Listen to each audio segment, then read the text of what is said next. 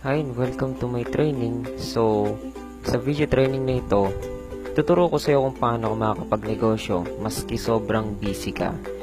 So, finally, ituturo ko sa iyo kung paano mo mapaglalaanan ng effort ang business mo kahit sobrang busy ka sa ginagawa mo, sa trabaho mo, or as in talagang gipit ka sa schedule, gipit ka sa time, pero gusto mong makapaglaan ng effort sa business mo. And finally, magagamit mong ma-leverage or makaka-benefit ka sa leverage gamit ang internet. So, okay. So, this is Jerome Villarba, online marketer and internet entrepreneur. So, ngayon, tuturo ko sa iyo yung insights about leverage marketing. So, kapag sinabing leverage marketing, nagiging benefit din ito sa iyo, may nagbebenta para sa iyo maski busy ka. So, paano? Through website and Facebook paid ads. So, napaka-powerful nito. So, kapag kasi may website ka, mas mapapadali na lang sa yung pagbebenta. And kapag may Facebook paid advertisement ka, so ito yung tinatawag na auto market. So, ibig sabihin, sa kabila ng sobrang busy ka, may nagbebenta pa rin para sa'yo. So, mas less ang gastos kasi imagine mo kapag ka nasa online marketing ka, nale-leverage mo yung internet sa pagbebenta, mas bawas na sa gastos yun. So, paano? Hindi mo na kailangan mamasahe para lang pumunta sa office para lang makapag-present. Hindi mo na rin kailangan manlibre ng prospects. So, di ba? May kipag-meet up ka sa dalawang prospects, gagastos ka sa pagkain, sa pamasahe, maglalaan ka ng time, tapos hindi naman pala sasali, di ba? So, nagustuhan lang nila ay yung pagkain na nilibre mo kaysa doon sa negosyo. Okay? So, mas less ang gastos.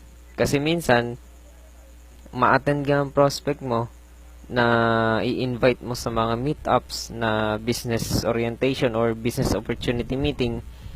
So, ma-attend sila dahil sa nahihiya lang sila na tumanggi sa'yo. And then, at the end, hindi naman pala sasali. Okay? So, less ang gastos. So, kasi nakakapanghinayang talagang gumastos kapag ang prospect mo hindi naman talaga sasali. Okay? So, may paraan naman para ma-sure natin kung paano mo mapapasali ang prospect mo. Okay? So, mas less pagod at stress sa mga negative na prospect. So, imaginein mo na kapag negatibo ang prospect mo, hindi may iwasan na mag-init din ang ulo at mauwi sa pagtatalo. Okay? So, most importantly, mas masasala mo ang mga prospects mo. Okay? So, sinong networker bang gustong kumausap sa mga negative prospects? I think wala. Okay? So, walang gustong kumausap ng negative prospect kasi masasayang lang talaga ang time sa kakakausap ng mga ganyan type ng tao, di ba?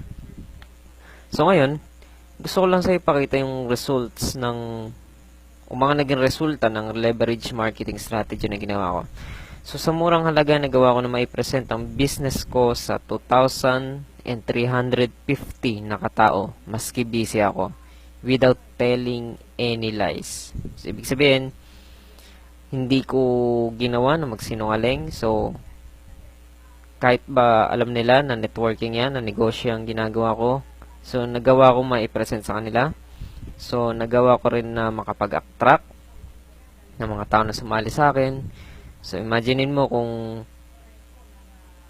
kung sa dalawang katao pa lang yan, imagine mo sa offline marketing, magpe-present ka sa isa o dalawang katao, o sabihin na natin 10 katao. 'Di ba, sa merienda pa lang, sa pamasahe, sa panggasolina, lalong-lalo na sa pagkain. Okay, pagkatapos ng presentation, tiyak gutom na gutom yung mga makikinig sa'yo. Okay? So, doon ka gagastos ng malaki. But, sa leverage marketing na ginawa ko sa online internet business ko, so, nagawa ko makapag-present sa 2,000 mahigit na tao. Sa murang halaga, syempre. So, kailangan kasi sa panahon ngayon, practical na tayo ngayon eh. So, hindi pwede yung nagnenegosyo ka, puro palabas ang pera sa bulsa mo. So, walang pumapasok na income. Okay? So, hindi pwede yung ganun. So, nagnenegosyo tayo, I'm sure pumasok ka rin sa negosyo para may kitain na pera. Okay? And then, hindi lang basta kumita ng pera ang reason mo, kundi may mas malalim ka pang reason. Alam ko yan. So, okay. So, yan yung naging resulta. So, hindi ko ito pinapakita dahil gusto ko magmayabang. Dahil pinapakita ko ito, dahil alam ko magagawa mo rin ito. Okay? So, may gusto akong ikwento sa inyo about sa McDonald's. So, ang McDonald's, nakapwesto yan sa maraming tao. Okay? Kung konti lang ang tao na nagdadaan dyan, so konti lang ang bibili. Konti lang ang sales. So, ang maganda dyan sa McDonald's, kaya maraming benta yan, katulad ng Jollibee, is dahil meron na silang brand. Okay? Okay, as a brand, as a fast food. Tapos, etong McDonald's na ito, since nakapwesto sa maraming tao, meron din yan sistemang ginagawa. Okay, so papaliwanag ko sa'yo. Pagpasok ng mga tao sa McDonald's, ito ang makikita mo sa bandang taas, di ba? Yung mga pagpipili ang pagkain. Okay? So, papasok ang mga tao sa store ng McDonald's, tapos, titingin na lang sila ng mga gusto nilang bilhin. Okay? Nakahanda na. So, ngayon, naka-prepared na yung mga tools and materials inside McDonald's na titingnan ng mga tao para makapamili ng mga products na bibili ng mga customers. And then, pag nakapili na sila, yung mga service crew, sila na ngayon yung magpa-process ng pagkain and then mag-aantay na lang yung mga clients. Okay? And then, pag okay na yung order, bibigay na lang sa kanilang table or ready to take out na. So, ano ibig kong sabihin dito? So, makikita natin na yung McDonald's ay merong isang effective marketing system na ginagawa. So, nagpapunta ng maraming tao sa store, sa tindahan, and then, pumasok yung mga tao, and then may mga products na tinitingnan. And then, yung susunod na step na gagawin is to prepare the products. So, anong gusto kong iparating sa'yo dito? So, yung McDonald's kasi merong sistema na ginagawa. So, ibig sabihin, ito yung sistema na magpapadali sa pagbebenta nila. Okay? So, most of internet marketers kasi ganito ang ginagawa na ini-implement itong strategy nito. So, mamaya mas ipapaliwanag ko sa iyo kung paano mo maia-apply yan, ma-appreciate sa business mo. Okay. So, ngayon, iilang networkers pa lang ang gumagawa ng ganyang sistema katulad ng McDo. So, may susunod akong papakita sa iyo. Ito, paano mo ito ma-relate sa online marketing? Kapag ang mga prospects mo ay nakabisita sa website mo, pipili na lang sila ng products. And then, kapag nakapag-decide silang pumili ng products, bibili na lang sila. Okay? So, hindi lahat ng pumapasok sa McDonald's ay bumibili. Okay? So, pero, ilan lang yun.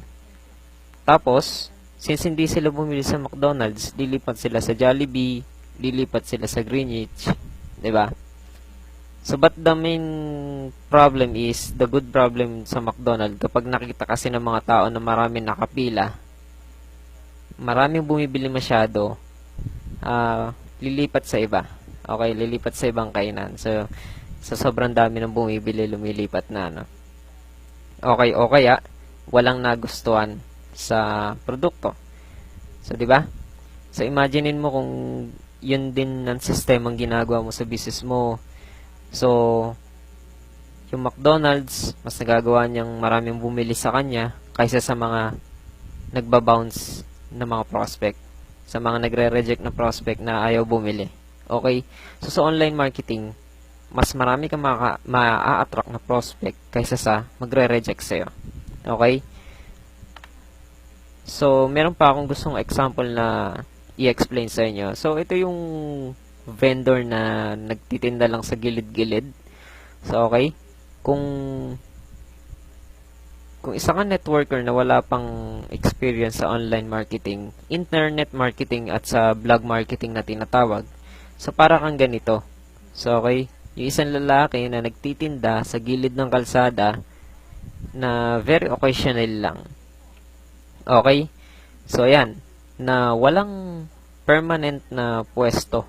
Si McDonald merong pwesto, 'di ba?